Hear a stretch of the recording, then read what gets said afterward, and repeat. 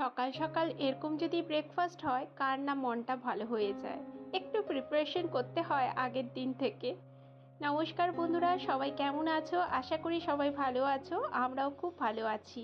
আজকে রবিবার, গতকাল রাত্রে ইডলির পুরো ব্যাটারটা তৈরি করে রেখেছিলাম, আর সকালবেলা আজকে ইডলি আর টমেটো পেঁয়াজের যেই চাটনিটা সেটা করেছিলাম। টিফিন খাওয়া হয়ে গেছিল, হওয়ার পর 10:30 পর্যন্ত বসেছিলাম। What are you doing here? বসেছিলাম মানে মিষ্টির বাবার আসতে, বাজার করে আসতে প্রায় 11টা বাজিয়ে দিয়েছে। আমি সমস্ত মশলা রেডি করে রেখেছিলাম, তাই ঝটপট রান্নাটা করে নিচ্ছি। এদিকে মিষ্টি এসছিল, ডিস্টার্ব করছে রান্নাঘরে, হাতে কোথায় গরম টরম লেগে যাবে, ওই জন্য ওকে চলে যেতে বললাম।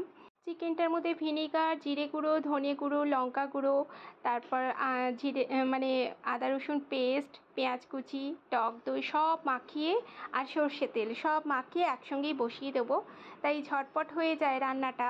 আর 12টার মধ্যে তো মিষ্টির বাবা ডিউটি আছে, ওই জন্য তাড়াতাড়ি করছি। এদিকে আলুটাকে ভাজতে বসিয়ে দিয়েছি। আর আমার এই যে শখের যে লোহার কড়াইটা, এটাতে চিকেন, মাটন বা যে কোনো সবজি রান্না করলে এত স্বাদ হয় আর এত তাড়াতাড়ি হয়ে যায় না, বলার মতন না।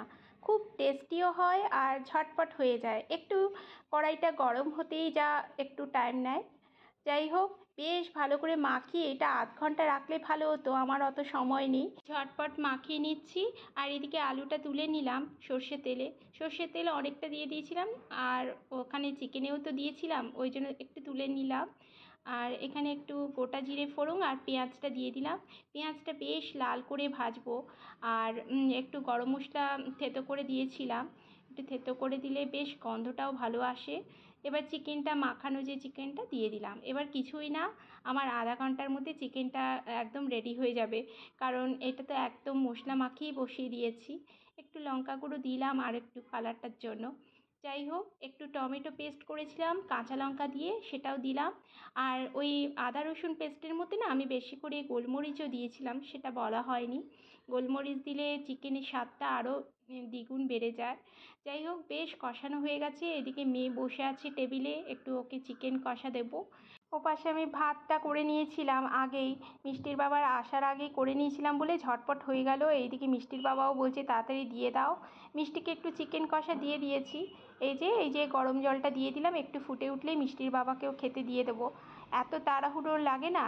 আর 10টা রান্না কিচ্ছু হলো না, শাক এনেছে, শাক করা হলো না। যাই হোক, এই দিয়েই ও খেয়ে চলে যাবে।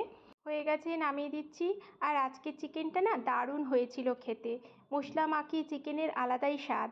যাই হোক, ভিডিওটা তোমাদের কেমন লাগলো অবশ্যই কমেন্ট করে জানিও। আজকের মতন বিদায় নিচ্ছি, সবাই ভালো থেকো।